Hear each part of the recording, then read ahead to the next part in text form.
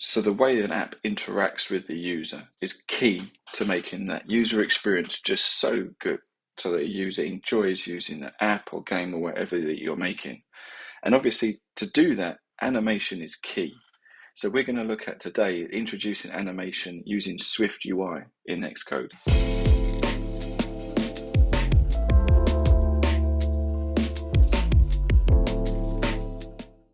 So like we said, animation is just so key in adding that extra level to the user interface, that experience, the way that the interface can move, views disappearing, they're coming back into view, scaling up, scaling down, whatever it is, the opacity. Just the way that the app interfaces it's one thing for the app to work, but to add that extra layer where the app user just enjoys it so that much more in animation really is key. Now we're going to use SwiftUI and see how we can introduce animation with that. We're just going to use a simple animation of flipping a card over front to back. And we'll just look at how we introduce it that way. But obviously there's so much more that we can do with this. There's so many more effects. We're just going to look at one. But we'll use that. What I'm going to do is I'm going to build it up from just a plain project. We're going to build the view up and we're going to see where we introduce the animation in that. If you want to skip that building part, what we'll do is I'll put a future me, we'll put a time code here that you can skip straight to, which will just be when we start putting in the animation. So I should have done that by now, hopefully. So let's have a look at our app and we'll build it together and we'll see where we go from there. So what we've got is we've got a flat project here, just a plain Xcode project. I'm going to just build it all in within the content view. Obviously, this is not how you'd normally do it. You'd normally make a different file, and obviously you'd separate your views off, building them and then build them together as you should do. But just so that you can see it all together and how it works on one page, I'm just going to put it here below it. We've just got in the preview as well, we've just got an iPhone 11 simulator going. So what we're going to do is just going to build out our card. I'm going to make a capital of that. Obviously, card is going to be a view. And we've got to give that a body, which is going to be equal to some view. So what's our card going to look like? Well, like with any plain card, it's going to have a front and a back, and we want to be able to build it out so that we have both faces. So initially, let's just make our front of a card, which we're going to do with a Z stack.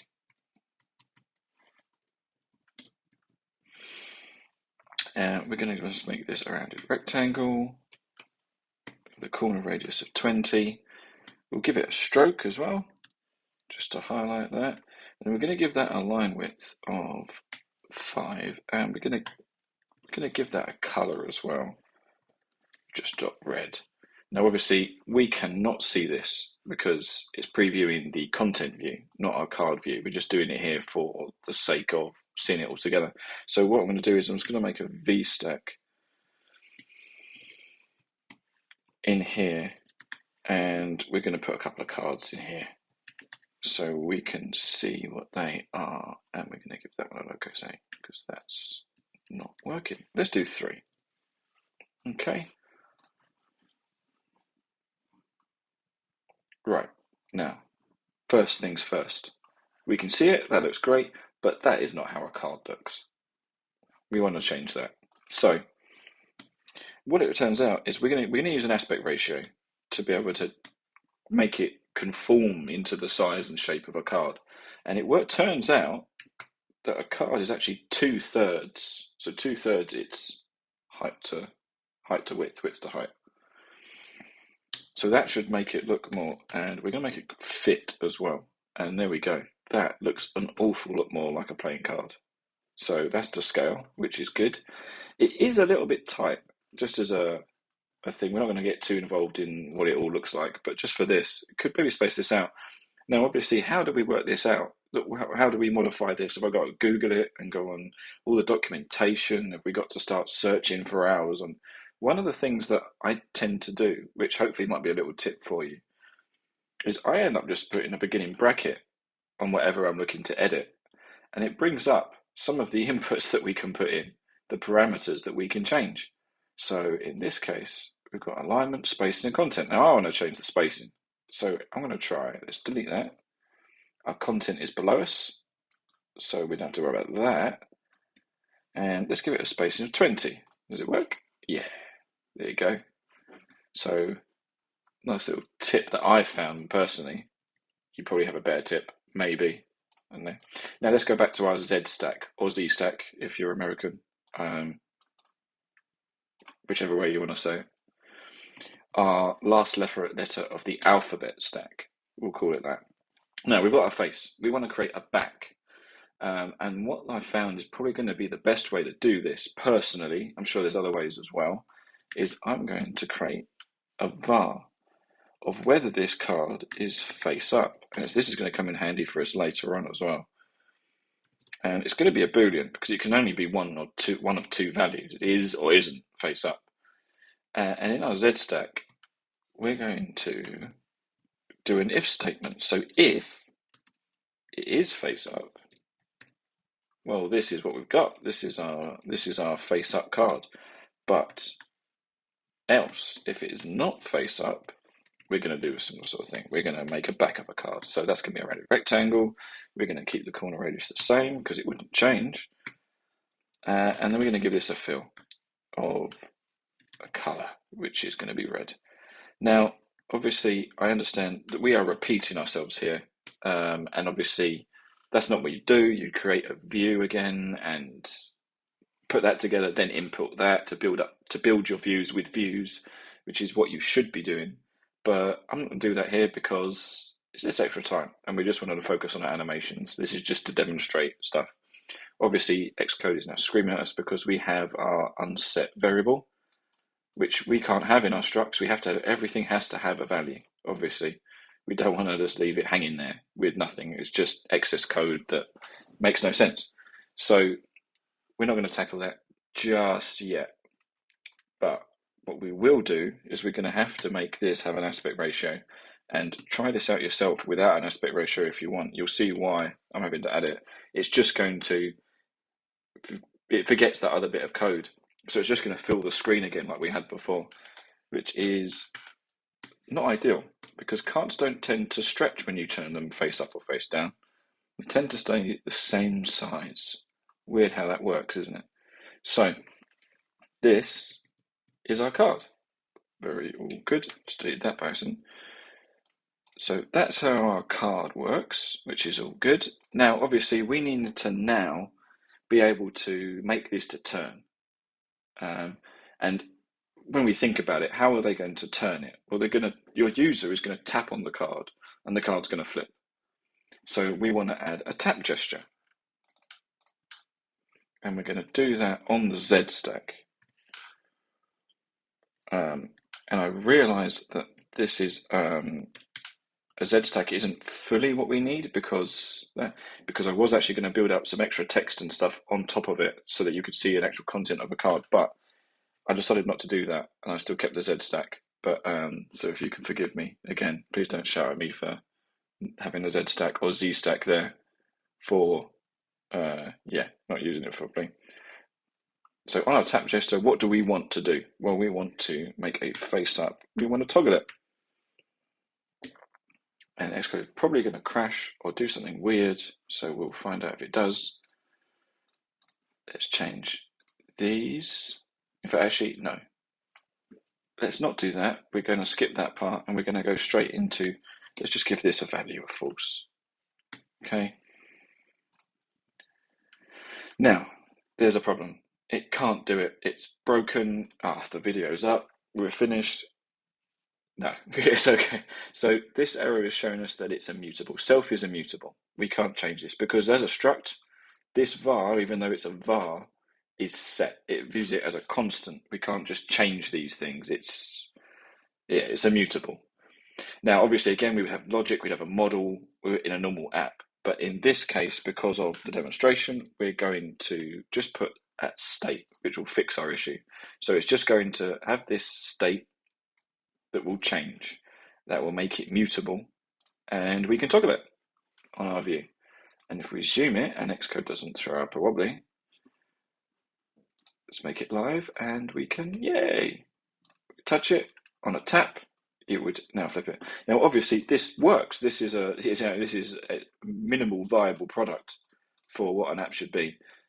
We could just ship this right here, couldn't we? But we're not going to, because obviously animation, like I said, it just adds that extra bit, that depth, that little bit of spice to what the user's doing. And that's what we want to do. We want to let them immerse. So we're going to do that by adding an animation. And this is the main part. So those people that skip straight to animation, welcome back. We missed you. But here we go. So our animation that we're going to be doing is going to be a rotation 3D effect, because we want it to flip sort of in 3D space from front to back. There's tons of other effects that we could add, but for this we're going to use this example. Play around with the others though. Scale, opacity, it could be all sorts, just the rotation of the whole thing. It's just, yeah, the possibilities are endless. You can combine them. So feel free, play around with them. It's going to be good fun.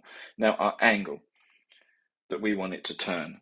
Well, we want it to turn 180 degrees, don't we? That's what a card turns in 3D space. And that's obviously in degrees. So we need to give it degrees.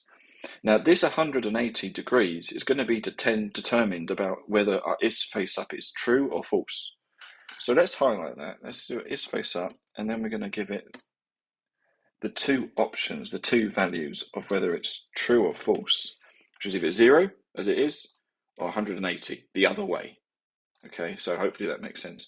Now, and then we want to make it go on its axis. So it's the X is this way, or Y is this way. And we want to, no, hang on, sorry, wrong way around. X is this way, Y is this way. We want it to rotate on the Y axis, so it's sort of on the vertical side, it flips that way, doesn't it? It flips back and forward. So what we're going to do is we're going to retype that, and then we're going to do, so 0, 0. Okay, right. All good, no errors. We're all free and easy. Let's play this again, and, well, it's working, but not the animation. Again, we've broken it. We have to scan the internet, get Stack Overflow out. Well, I have before, but not, we don't have to this time. The reason it's not working is because even though we've detailed it here, it's just hanging here. I mean, where's it going? I know we've pointed it to is face up, but there's just, it has to know what is happening. And what we're going to do is, what triggers this animation is our tap. So within this tap, when someone taps on it, we're going to say that this is with an animation. And we're going to give some curly brackets around what is happening with this animation, what triggers it. And again, this is face up dot toggle. That's what we're looking for. Now, so if we do that, no errors, no one's screaming at us, that's good. There we go. Look at that. I mean, it's as easy as that. I know it takes a little bit of research initially, but look at that. Simple. Just literally a line of code, let's say 2, with that included in it. SwiftUI really is. Apple has streamlined this so well to make the UI just pop, just work that extra level for your user. So brilliant sort of framework to use for this sort of thing. So there we have it. There's how we've introduced a single rotation effect with animation. Now use this of anything. This could be any kind of animation. We could change it. Let's make it rotate the other way. There we go. So you see how easy it is to change, just to play around with. So feel free, get involved in the animation side of it, of just playing around. Change it from a 3D effect to a scale effect, to positions, to opacity.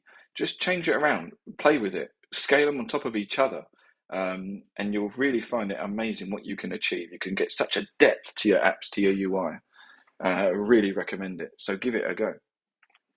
So that was introducing a simple animation into SwiftUI. We just did it on this one little view, but you could do it to multiple views, you could do it to bigger views, transitions, all these sort of things that you want to achieve.